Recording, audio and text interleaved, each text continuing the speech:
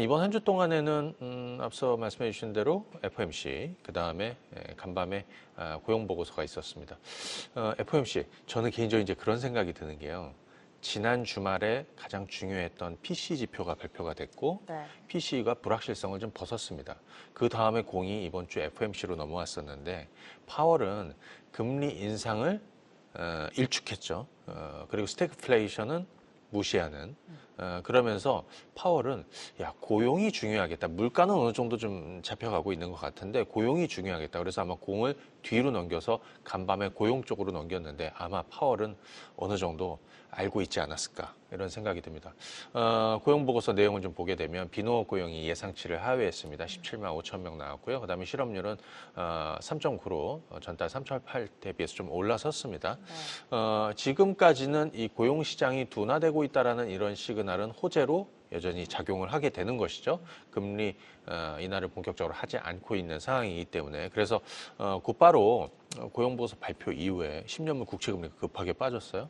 그리고 올해 금리 인하 전망이 한 2번 정도 될 것 같다. 이렇게 좀 변했고 증시는 환호했고 뭐 이런 분위기로 전체적으로 좀 좋은 분위기로 가고 있다. 이렇게 보실 수 있겠고요. 자세한 얘기는 잠시 뒤에 뻐꾸기 주식에서 나눠보도록 하고 그리고 미국 주식 차트를 한번 좀 보도록 하겠습니다. 네. 자, S&P 500 한번 보시게 되면 이번 한 주 동안에는 사실 방향을 못 잡고 있었는데 방향을 못 잡고 있었죠. 다만 지난 4월에 급격하게 좀 빠졌었던 그 기술적 반등 이후에 다시 방향을 좀 윗방향으로 좀 잡아가는 이런 분위기다. 나스닥 한번 보겠습니다.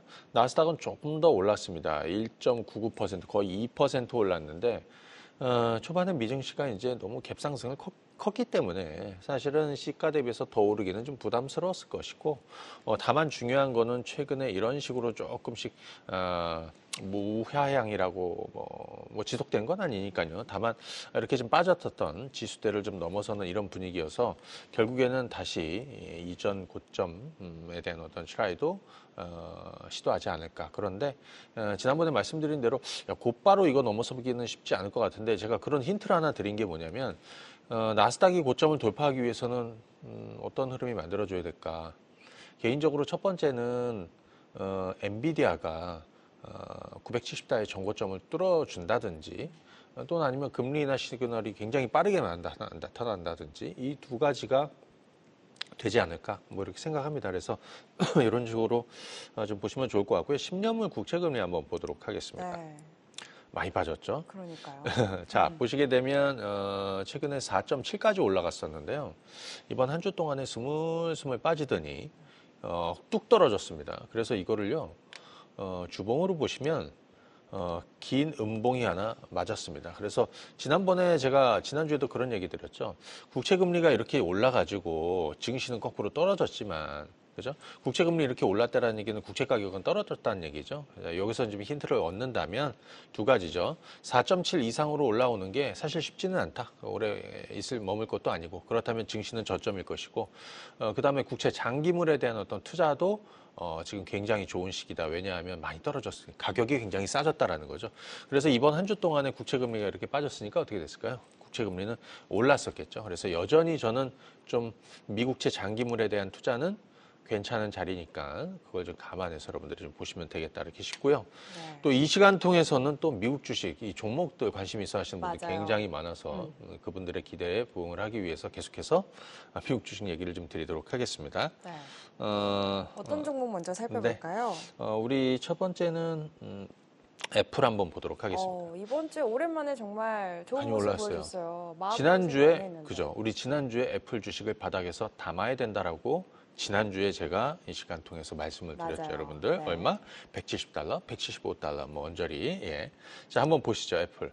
애플은 소위 이제 미국 빅테크 주식들 중에서 가장 부진한 종목군이 뭐야? 그러면 이 종목을 안 꼽을 수가 없어요. 또 있죠. 테슬라 같은, 그죠? 테슬라도 제가 지난주인가요? 지난주에 어느 정도 한번 이제 반등 포인트가 좀 올 것이다. 단기 접근은 가능한 시점이다. 이렇게 말씀을 드렸는데 그동안 제가 최근 한 6개월 내에 애플 주식을 단 한 번도 이 시간 통해서 저점을 잡아드리진 않았습니다. 그런데 지난주에 제가 애플이 이제 저점이 올 것이다. 그죠? 여기는 한번 접근해야 되는 시점이다라고 얘기해드렸어요. 뭐 AI 기대감도 있고, 뭐 실적 기대감도 있고, 또 하나는 또 간밤에 150조 규모로 자사주 매입 소식이 있었습니다. 맞아요. 우리 한 해 예산, 대한민국 한 해 예산이 얼마인가요? 뭐 600조 정도 되나? 그죠? 예, 150, 그런가요? 아주 시원시원하게. 예. 이걸 보면서 개인적으로, 야, 내가 우물한 개구리구나.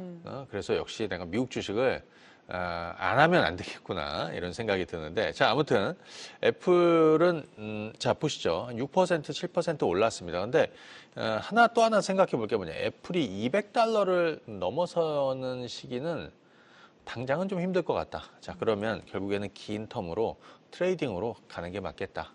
이런 식으로 보시면 좋을 것 같고 네. 그 다음에 그 얘기를 좀 엔비디아 한번 보시도록 하죠. 엔비디아도 굉장히 좋았어요. 이틀 연속 3%대 또 올라와 주면서 굉장히 강세를 보여줬는데. 네. 자, 엔비디아는 이제 이런 식으로 접근하면 되겠습니다. 우리가 바닥 잡아드리는 거는 $100 초반이었습니다.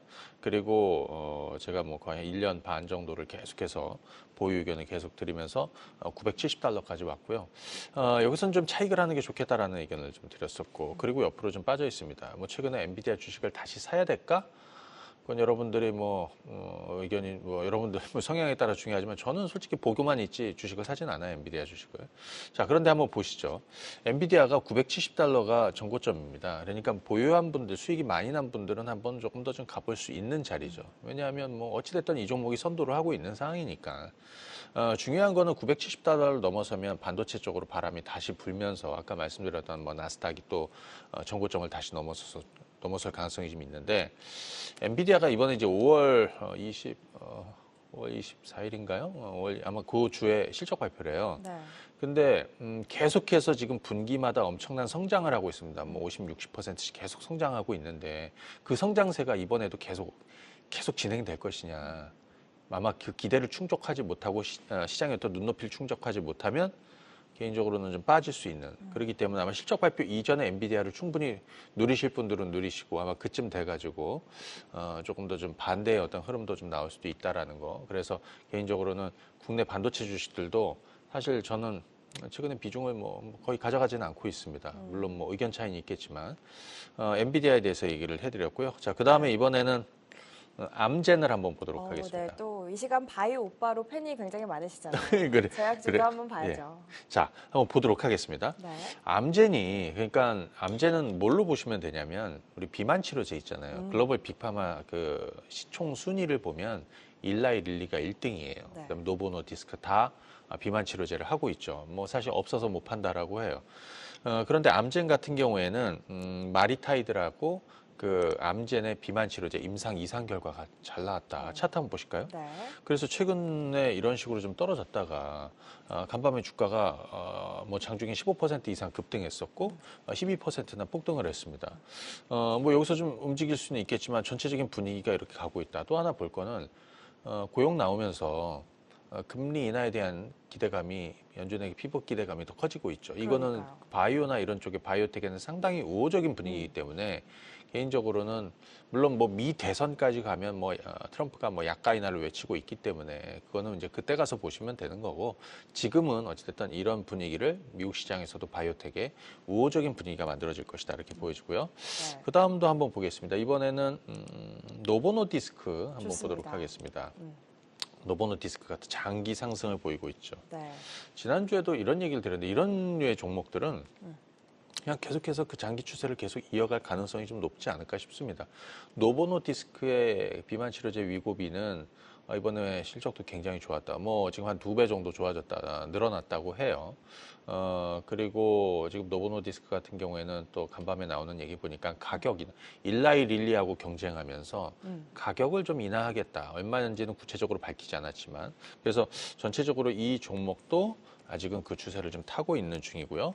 네. 그다음에 일라이 릴리 한번 보도록 네, 하겠습니다. 경쟁사 또 봐야죠. 네, 일라이 릴리는 역시 주가는 이쪽은 지금 거의 엔비디아처럼 흘러가고 있는데 사실 얘네들은 또 배당도 많이 주고 그래서 장기 추세가 좀 더 좀 이어질 것이다. 근데 이번 일라이 릴리의 컨퍼런스 콜에서 이제 주목할 내용을 보니까 앞으로 더 캐파를 더 늘리겠다.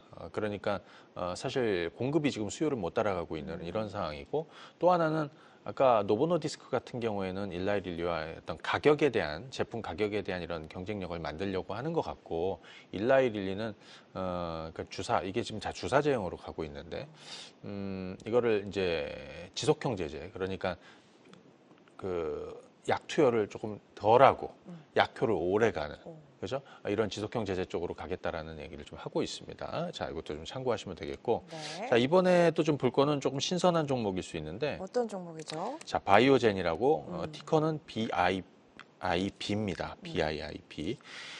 치매 치료제. 또 신선하죠, 여러분들. 치매 그렇네요. 치료제, 알츠하이머제. 이 바이오젠의 레카네맙은 작년에 FDA의 치매 치료제로 승인을 받았고요. 이번에 실적도 보니까 실적이 뭐 거의 2배 이상 늘어났다 이런 얘기가 좀 나오고 있습니다. 작년 10월에 미국 CNC가 알츠하이머 치료제 이 진단제에 보험급여 적용을 확대한다라는 소식도 좀 있었고 아무튼 이쪽에서 지금 요동을 치고 있습니다. 알츠하이머 치료제나 이런 쪽이 플랫폼 BBB하고 만나갖고 좋은 성과도 만들어. 오늘 잠시 뒤에 제가 이거에 관련해서 좀 얘기를 해드릴 텐데 바이오젠 주가 한번 보도록 하겠습니다. 네. 이 주가는 이전에 2021년에는 대략 한 $460 정도 하던 것이 한 80달러, 190달러 정도까지 좀 떨어졌다가 그리고 $300 사이에서 오가는 이런 중인데요. 이번에 보면은 전저점인 대략 180, 190달러 정도에서 바닥을 만들고 이번에 실적 나왔는데 굉장히 잘 나왔어요. 그래서 레켄비 실적이 굉장히 좋아지고 있다. 그래서 바이오젠 주가도 대략 한 $300까지 열어두는 지금은 바닥을 좀 탈출하는 이런 쪽으로 보시면 좋을 것 같다는 말씀을 드리고요. 그 다음에 또 신선한 종목 하나 좀 보도록 합니다. 네. 노바티스. 노바티스 또 네. 인수 소식이 또 있더라고요. 예, 맞아요. 노바티스는 그 방사성 치료제, 그 네. 플루빅토가 실적이 또 굉장히 좀 좋게 나왔다라고 해요. 그래서 한번 주가 한번 보도록 하겠습니다. 역시 박스권으로 왔다 갔다 하고 있는데 이 종목을 보면서 좀 볼 거는 뭐냐면 방사성 치료제 시장이 최근 들어 작년부터 엄청난 M&A에 어떤 집중이 됐었고 굉장히 주목받기 시작합니다. 그렇기 때문에 국내 방사성 치료제도 업체도 좀 주목해서 보셔야 된다. 왜냐하면 지금 노바티스 실적이 얘기해주고 있는 거죠. 그죠? 플루빅토가 얘기를 해주고 있다. 이런 말씀을 드리고요. 그 다음에 아스트라제네카, 이 종목은 여러분들 많이 알고 계실 것 같은데. 친근하실 것 같은데요. 맞아요. AGN입니다. 티커는. 예. 자, 아스트라제네카 주가는 최근에 $60에서 지금 $75를 넘어서서 $80를 향해서 꾸준하게 상승하고 있습니다. 아스트라제네카 주가를 움직이는 거는 그 항암제. 아스트라제네카의 항암제도 지금 굉장히 실적 호조를 좀 이어주고 있다. 뭐 표적 항암 타그리소는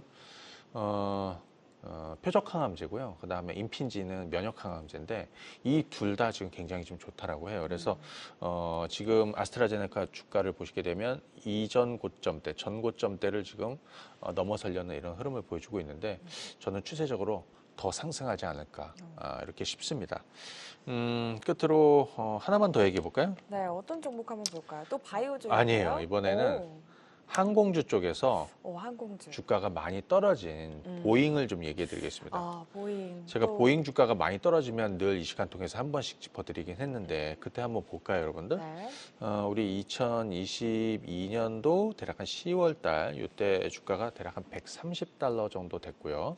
$130에서 주가가 $210 이상으로 좀 올라섰고 그 다음에 작년 10월 달에 이렇게 주가가 많이 떨어져서 $170 수준에서 제가 바닥을 잡아야 된다라는 말씀드렸고 172, 280, 270달러까지 올라섰고요. 하여튼 뭐 오를만 하면 늘 보잉 비행기는 맨날 좀 문제가 생깁니다. 네. 자, 아무튼 그래서 이번에도 그 악재로 해서 주가가 260에서 170까지 떨어졌는데 제 생각에는 $160에서 지금 한 $170 정도 되는 이 정도 수준, 170, 이 정도면 보잉 주가에 한번 저점을 좀 놓을 수 있지 않을까 이렇게 싶습니다. 자, 이 종목도 관심 있게 가져가시면 좋을 것 같습니다. 네, 좋습니다. 이렇게 미증시 점검하면서 이번 주 뜨거웠던 특징주까지 살펴봤습니다. 미증시 점검해봤고요. 이어서 국내 증시도 살펴보도록 하겠습니다. 대표님, 이번 주 국내 증시 이 미국발 훈풍에도 불구하고 방향성을 좀 잡지 못하는 모습입니다. 이 이슈가 있는 종목들만 또 선별적으로 움직이는 흐름 보여줬던 것 같은데 네. 국내 증시는 좀 어떻게 바라보셨을까요? 국내 증시는 뭐 사실 뭐 특별한 모멘텀은 좀 없었던 것 같아요. 미국 시장 눈치를 봤는데 미국 시장도 어찌됐든 이번 주가 뭐 사실 빅 이벤트가 쭉 있었던 그런 뭐 슈퍼위크라고 할 수도 있는 이런 상황이었기 때문에 그 눈치를 좀 봤다. 자, 그런데 시장이 깨지지는 않았다는 거죠. 시장이 네. 깨지지는 않았다. 그러면서 지수는 제자리를 잘 지켜줬던 것 같고 다만 답답하고 심심한 시장이었다라고 개인적으로 생각을 하고 있습니다. 잠깐 뭐 간단하게 한번 지수 한번 보도록 네, 하겠습니다. 좋습니다. 코스피 한번 보시게 되면 지금 뭐 코스피 추세는 지난 23년 그러니까 지난해 11월 만들었던 대략 한 2270선에서 이런 식으로 연결을 해보면 그 추세 하단을 어찌됐든 잘 유지하고 있다는 거죠. 그러면서 추세대를 이렇게 만들고 있기 때문에 저점은 좀 높여가고 있고 상단은 좀 막히는 어느 정도 또 올라가면 막히는 그런 분위기가 만들어지고 있다는 거고요.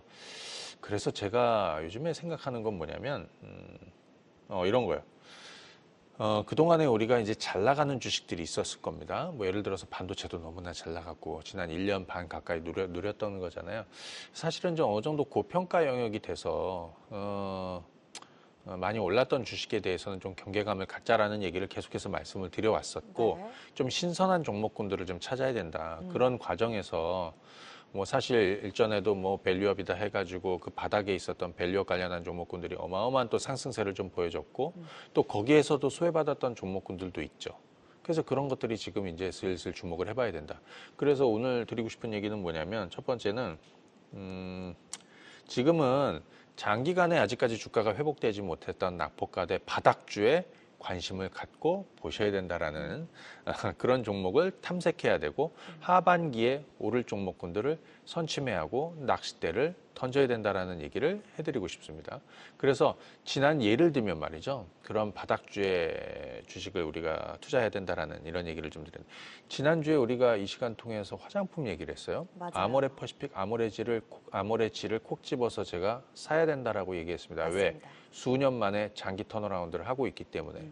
자, 제가 한번 아모레 퍼시픽과 아모레 G를 보여드리도록 하겠습니다. 한 주 동안에 엄청나게 또 상승했는데 이미 바닥을 좀 만들고 있었던 이런 상황이거든요. 자, 네. 한번 차트 한번 보시죠. 네. 이게 아모레 퍼시픽입니다. 최근 뭐 주가가 굉장히 좋고요. 이번 한 주 동안에도 사실 어제 같은 경우에는 좀 쉬었는데 한 주 동안에 15% 이상 급등이 나왔거든요. 굉장히 많이 오른 거죠.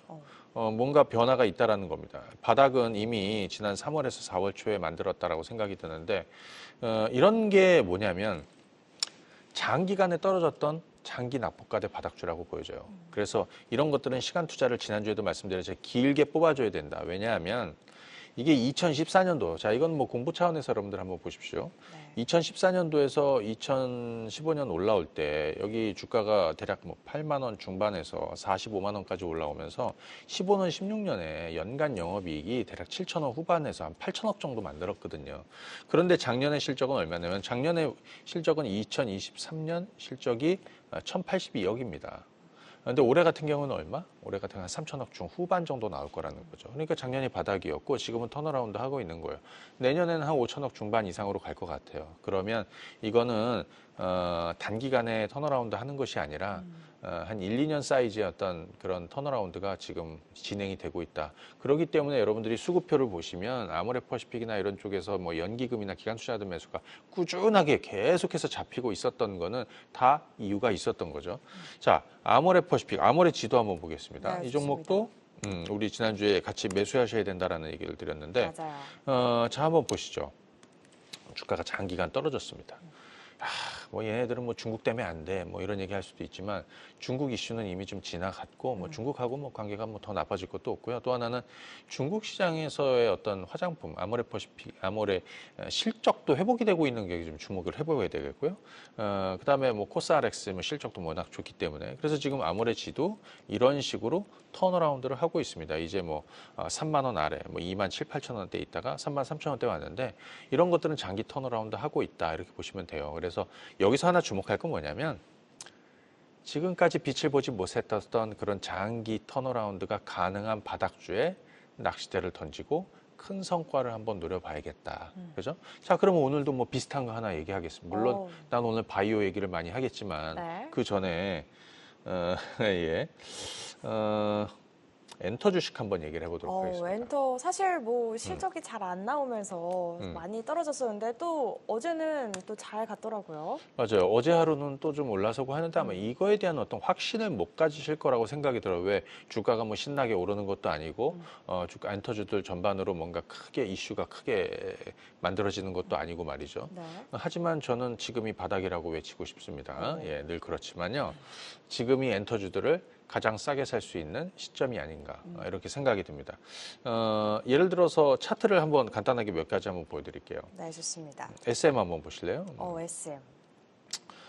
과거에도 제가 SM을 바닥을 잡아드렸던 게 2020년에 있었습니다. 여기 그때는 뭐 1년 반 정도 주가가 죽었다가 이때가 얼마에 16,000원 정도 바닥을 잡아드렸고 2021년도에도 4만 원 정도 잡아드렸고 그게 얼마입니까? 15만 원, 16만 원까지 올라왔었던 건데 지금 고점 16만 원 대비해서 뭐 제가 볼 때 한 절반 정도 반토막 정도 난 것 같아요. 이제 그리고 나서 대략 한 1년 한 반 정도 가까이 이렇게 어느 정도 좀 빠져 있는 상황이기 때문에 슬슬 가격 조정 마무리되고 뭐 그런 흐름이라고 보여집니다. 이건 SM이고요. 여러분들 보시기에도 거의 뭐 저점권이다.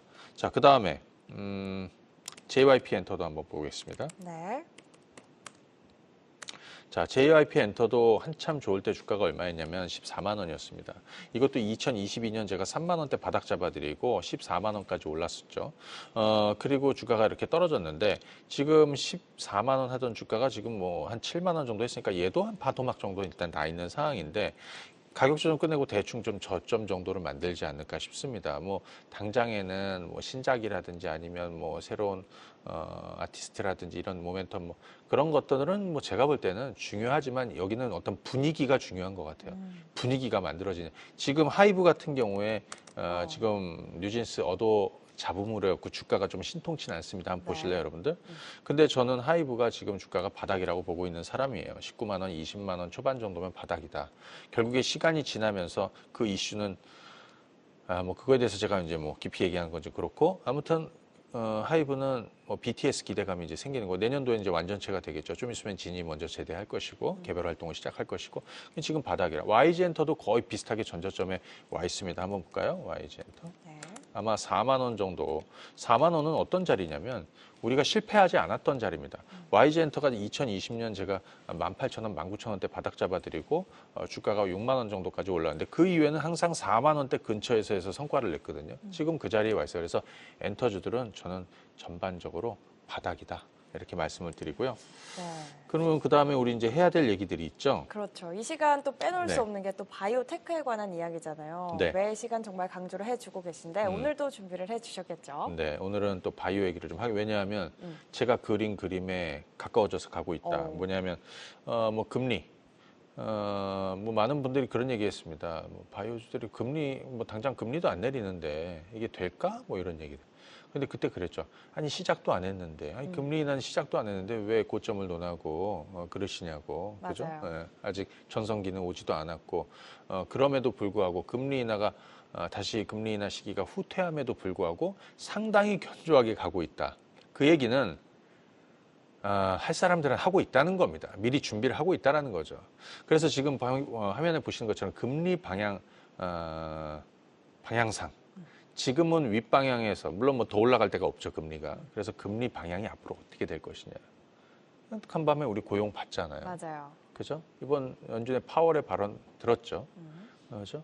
결국에는 금리가 어느 시점에서 내려가기 시작을 할 건데 당장 금리를 못 내더라도 뭐 QT를 조절한다든지 지금 하고 있지 않습니까? 그래서 그렇게 되면 바이오주들이 계속해서 가장 중요한 성과를, 큰 성과를 주게 될 것이다. 그래서 제가 말씀드렸던 유망 바이오텍 스펙티큘러 20도 이 시장을 주도하게 될 것이다. 뭐 작년부터 해가지고 뭐 알테오젠 어마어마하게 올랐습니다. 네. HLB 어마어마하게 올랐고요. 그죠? 뭐 최근에는 심지어 방사성 치료제 업체인 뭐 퓨처캔 같은 것도 좀 올라오고 뭐 하는데 스펙티큘러 20 이거는 그 우리 검색창에서 한글로 스펙티큘러 20이라고 하면은 아마 인터뷰 기사가 있어요. 그런 것도 한번 보셔서 그 내용도 한번 공부해 보시면 좋을 것 같다. 이렇게 말씀을 드리고요. 네. 오늘은 아까 우리 그 알츠하이머 치료제. 맞아요. 네. 알츠하이머 얘기를 좀 하도록 하겠습니다. 좋습니다. 네. 바이오젠 얘기하면서 이제 그 얘기를 했었는데요. 맞아요. 생소하신 분들 많으실 것 같은데 좀 더 네. 자세한 이야기 해주시면 좋을 것 같아요. 네.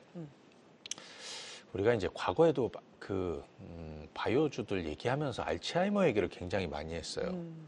2010년도 때도 그랬었고, 네.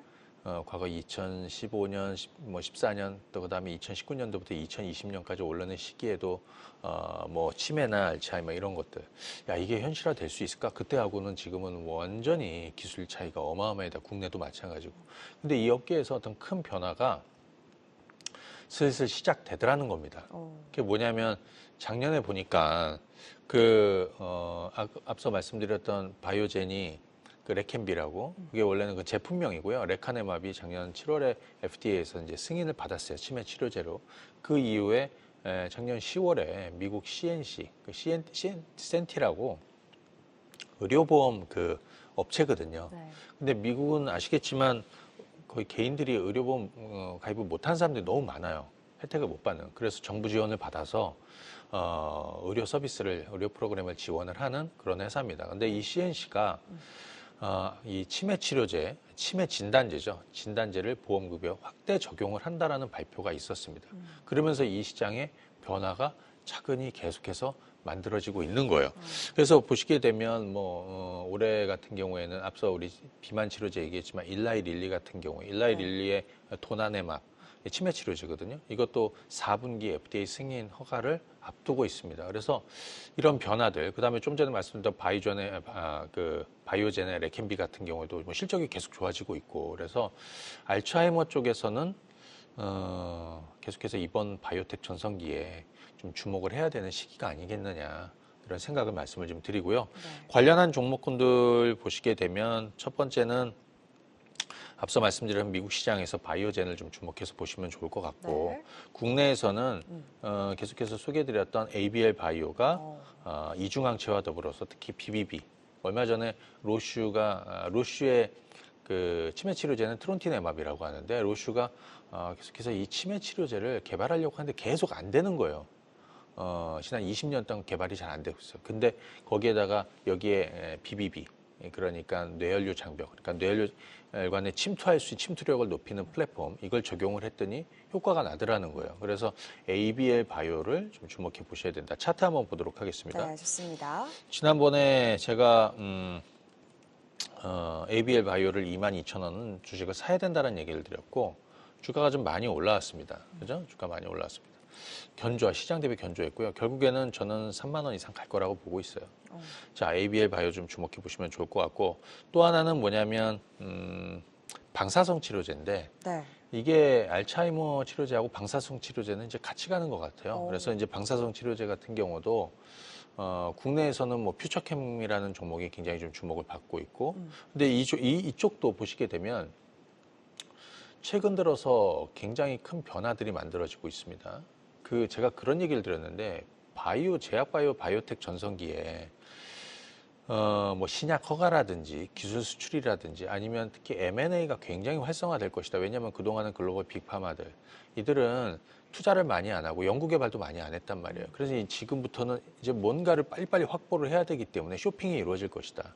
그래서 이 방사성 치료제 쪽에서도 로슈가 작년에 9월인가요? 작년 7월인가?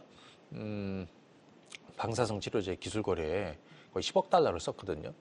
그리고 바로 다음 달에 일라이 릴리가 방사성 치료제 업체 포인트 바이오 파마 이 회사를 14억 달러에 또 인수를 합니다. 그리고 작년 연말에 여러분들 뭐 브리스톨 마이어스 스킵이라는 회사 잘 아실 텐데, 이 회사가 방사성 치료제의 아주 대표적인 회사 있어요. 레이지 바이오 41억 달러에 인수를 합니다. 그러니까 변화가 막 생기고 있는 거죠. 그쪽 그러네요. 치료 시장으로. 국내에서도 관련해서 퓨처캠이라는 회사가 상당히 좀 주목을 받고 있는 방사성 치료제 업체 1위 업체예요. 지금 일라이 릴리의 도나네맙도 국내에서 독점적으로 CMO 생산을 할 것 같고, 그리고 또 최근에 또 주가가 또 좀 오르는 건 전립선암 글로벌 임상도 진행을 하고 있는데, 지금 퓨처캠이 주가도 한번 보시게 되면 아무튼 지금 화면에 보시는 것처럼 주가 자체가 최근 들어서 가파르게 오르고 있습니다. 우리 지난주에도 한번 얘기해드렸고 이 시간 통해서 방사성 치료제 쪽에서는 이 종목을 보셔야 된다는 얘기를 계속해서 좀 드렸는데 맞아요. 지금 뭐 9,000원대에서 10,000원, 그다음 12,000원, 그다음 13,000원, 지금 14,000원 좀 터치하고 있는데 이번이 15,000원 돌파 시기가 아닌가 이런 싶습니다. 아까 말씀드린 대로 노바티스의 플루빅토 같은 경우도 전립선암 치료제로 굉장히 좀 성과를 좋게 내고 있다. 그런데 그게 1세대 전립선암 치료제라고 하면 퓨처캠이 개발하고 있는 지금 글로벌 임상 2상 중인데 이쪽 같은 경우에는 뭐 2세대라고 하고 있고요. 그다음에 적은 양으로 더 효과를 낼 수 있다고 그래서 오히려 그 약물 쪽에서는 또 최고 약물로 등극할 가능성에 대한 이런 얘기도 나오고 있으니까 퓨처캠도 좀 주목해서 보시면 좋을 것 같다 이렇게 말씀을 드립니다.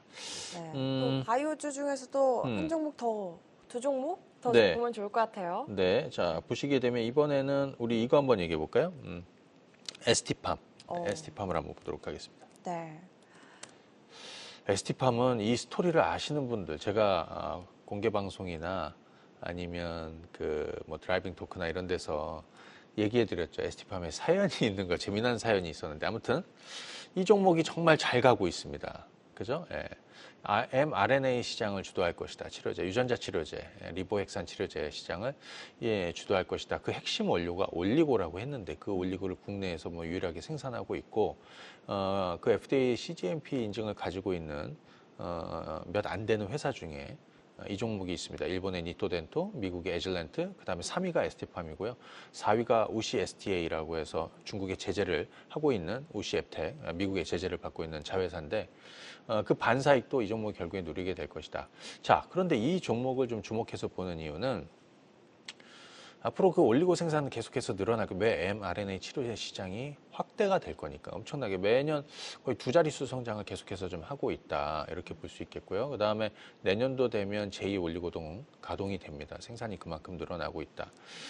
그리고 현재 그 임상 3상 중인 파이프라인이 4개나 가지고 있어요. 그래서 앞으로 재료도 많이 만들어지겠죠. 그리고 또 하나는 제론이라는 미국 바이오 회사가 있는데 제론이라는 회사가 있는데 이 제론이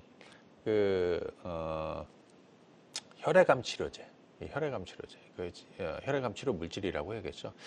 제가 그 이름 성분명은 좀 정확히 모르겠는데 그게 최근에 FDA 그 자문위에서 허가 권고를 받았다. 그래서 아마 빠른 시일 내에 최종 치료제로 승인을 받을 가능성이 매우 높아졌다. 이게 혈액암 치료제인데 이게 그 기반이 RNA 치료입니다. 근데 그 제론에 원료를 공급하고 있는 회사가 또 이 회사예요. 그래서 그게 아마 이루어지게 된다면 뭐 사실 지금 올리고 매출이 뭐 작년에 한 뭐 1,700억 정도 뭐 이렇게 전후가 됐다라고 하는데 이것만 가지고도 한 1,000억 이상의 어떤 매출을 올릴 수 있겠다 이런 식으로 얘기가 좀 나오고 있는데 아무튼 주목해 볼 회사입니다. 차트 한번 보겠습니다. 네. 저는 이 종목으로 여러분들한테 충분한 칭찬을 좀 받아야 되지 않나. 왜냐? 발바닥을 정확히 잡아드렸기 때문에. 자, 보시게 되면 대략 한 이쯤 정도 됩니다. 6만 5천 원에 제가 바닥을 잡아드렸고요. 그리고 주가가 10만 원 언저리 왔다가 최근에 이렇게 좀 빠졌었는데 제가 이거 받아쳐야 된다라고 그랬죠. 도망가는 게 아니라 받아쳐야 된다라는 얘기를 좀 드렸습니다. 그리고 다시 올라서 이제 지금 이 정도 가고 있는데 아마도 바이오 쪽에 투자를 한다라고 하면 저뿐이 아니라 많은 분들이 아마도 이 종목에 투자를 해야 된다라고 얘기를 할 것 같아요. 그래서 지금 10만 원 아래에 있는 이 주가도 여전히 매력적이어서 사실 저는 6만 5천 원대 진입하시라는 의견 드린 이후에 단 한 번도 저한테 매도 사인을 듣지는 못하셨을 겁니다. 네. 저는 계속 가고 있는 중이거든요. 그래서 ST팜도 여러분들이 좀 주목해서 보시고 저희가 뭐 또 폐암 관련해서 뭐 좀 얘기도 좀 드리고 해야 되는데 요거는 오늘 방송 끝나고 저희 그 너튜브에서 오늘 드라이빙 토크로 주식 반상회 할 거예요. 그래서 그쪽으로 좀 들어오시면 거기서 좀 많은 얘기를 좀 나눠드리고 앞서 미국 주식하고 네. 한국 주식 둘 다 아주 오늘 심도 있게 정말 아주 재미나게 얘기를 드리도록 할 테니까요.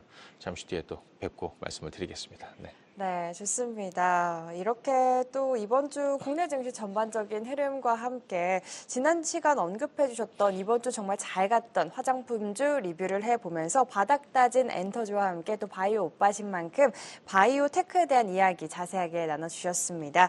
이렇게 미증시와 국내 증시 점검과 함께 또 이번 주 대표님의 투자 일지까지 확인을 해봤습니다.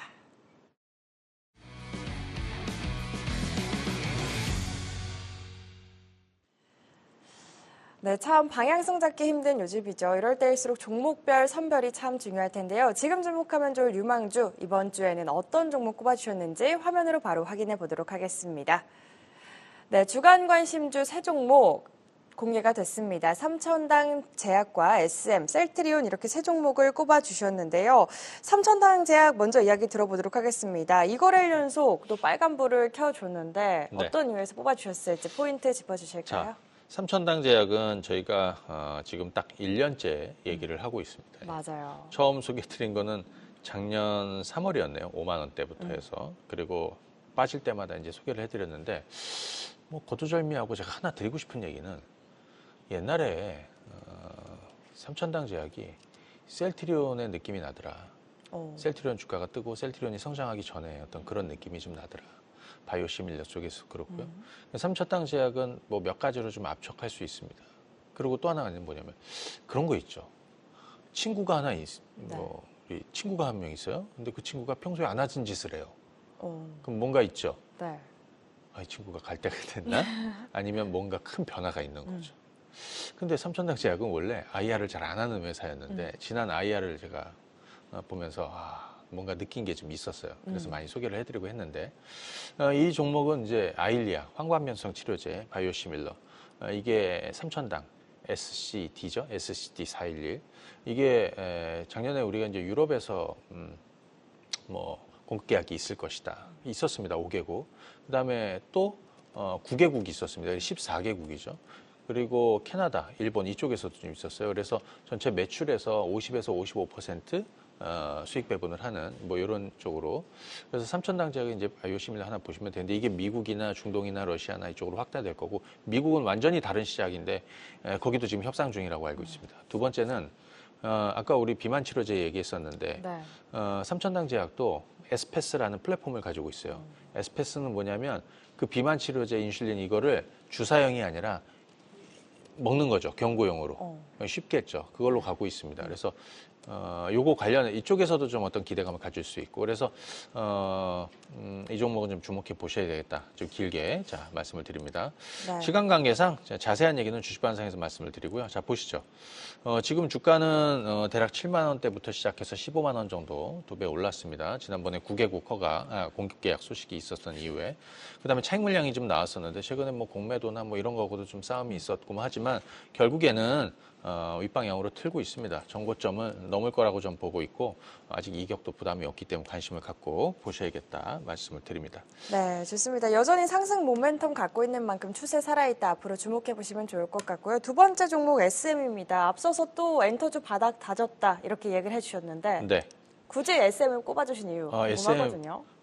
뭐 그놈이 그놈인데 첫 번째로 소개해드려 지난번에 제가 하이브도 소개를 드렸고 맞아요. 뭐 SM 소개해드리고 뭐 다음 주는 JYP 할 거고요. 그런가요? 네, 뭐 그런 순서로 지금 얘기를 쭉쭉 네. 드릴 거예요.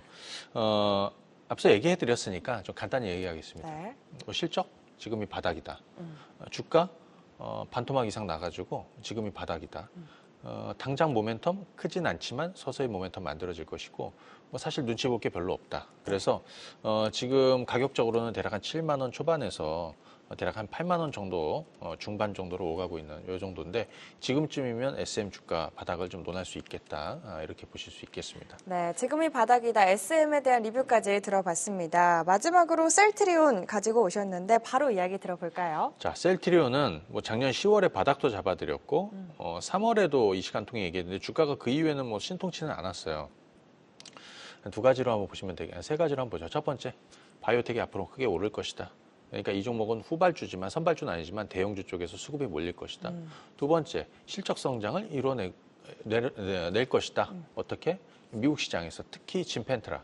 뭐 최근에 진펜트나 유플라이마, 뭐 베그잘마 다 PBM 등재가 돼서 보험 실적이 늘어날 것이고 지금 진펜트라 같은 경우에 에브비의 휴미라 시장을 한 절반 정도 잠식하지 않을까 이렇게 기대가 되고 있는데 그것이 실적으로 나타나겠죠.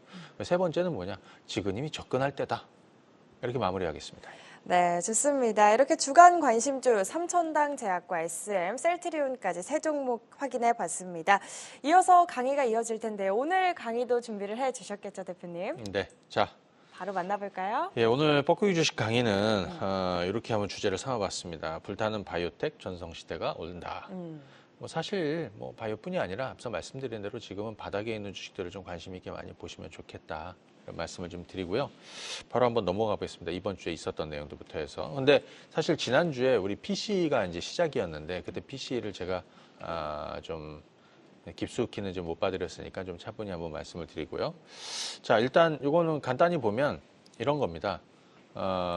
뭐 그 헤드라인, 코어 PC 모두 예상치를 좀 상회했지만 월간으로는 좀 빠졌다. 핵심은 뭐냐면 이거예요. 문제는 이거 같아요. 쉘터하고 주거를 제외한 서비스, 주거하고 서비스 쪽이 계속해서 좀 스티키하다. 이런 쪽으로 좀 보시면 좋을 것 같고. 네.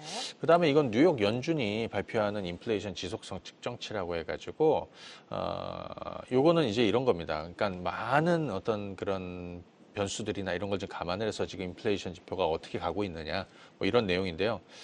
지금 1월에 3.0, 2월에 2.7, 2.9에서 하향 조정됐고요. 3월에는 2.6으로 하락하고 있습니다. 그러니까 물가는 어느 정도 하향세로 계속해서 가고 있다. 뭐 이렇게 보시면 되겠고요. 자, 5월 FOMC 성명서 있었습니다. 자, 요거는 무슨 내용이냐면 최근 몇 달 동안에 더 진전된 내용이 부족했다라는 거죠. 그 뭐냐면 연준이 2% 물가 목표치를 가는 데 있어서 추가 진전된 내용이 부족했다. 이게 지금 새롭게 추가된 문구였습니다. 이거 한번 좀 말씀을 드리고 주목할 거는 QT 테이퍼링입니다. 그러니까 양적 긴축, 축소할 거라는 얘기 들었죠. 양적 완화는 돈 푸는 거. 그다음에 양적 긴축은 흡수하는 거. 근데 양적 긴축, QT 테이퍼링이라는 거는 뭐냐면 양적 긴축을 가늘게 한다라는 거죠. 서서히 한다라는 거죠. 양적 기축을 축소한다. 결국에는 그 마지막 단은 뭐냐면 금리 인하로 간다라는 건데 아무튼 QT 테이퍼링을 6월 1일부터 시작을 해가지고 국채 재투자 한도를 600억 달러, 월간 600억 달러에서 250억 달러로 축소를 하고 MBS 재투자도 월간 350억 달러 유지하면서 초과분은 국채로 재투자한다. 뭐 이런 내용인데요. 핵심 내용을 좀 보게 되면 이번 FOMC에서 만장일치로 뭐 동결했다 그래. 오케이. 그다음에 인플레이션 2% 진전이 좀 부족했다라는 문구가 새로 들어갔다. 뭐 이런 내용이고요. 그다음에 2% 향해 지속적으로 움직일 거라는 더 큰 확신이 있을 때까지 인하는 없다는 문구도 있었는데 뭐 기존이랑 똑같아요. 다만 QT 테이퍼링을 발표했다. 결국에 이 마지막 단은 금리 인하로 가겠다라는 신호라는 것을 여러분들이 보시면 되겠고 그 파월의 기자회견에서 좀 주목할 거 몇 가지 한번 좀 보게 되면 네. 이 내용이 있죠. 뭐냐면 사실 우려했던 금리 인상 시나리오에 대한 부정적인 입장. 이거는 일축했습니다. 금리 인상은 일축했죠. 그러면서 시장이 어떤 랠리가 좀 있었다. 그리고 지금 여전히 금리 수준은 제한적인 수준이다. 이렇게 얘기를 했고요. 또 하나는 노동시장 얘기를 이제 계속해서 좀 하고 있습니다. 그리고 금리 인상 논의는 이거 나돈 테이블이라는 거는 뭐 테이블 위에 없다 생각하지 않고 있다라는 거고 뭐 이런 내용입니다. 근데 이제 요 내용을 좀 아래쪽을 좀 주목해 보시죠. 양대 책무. 그러니까 연준의 양대 책목은 물가 안정과 고용이잖아요.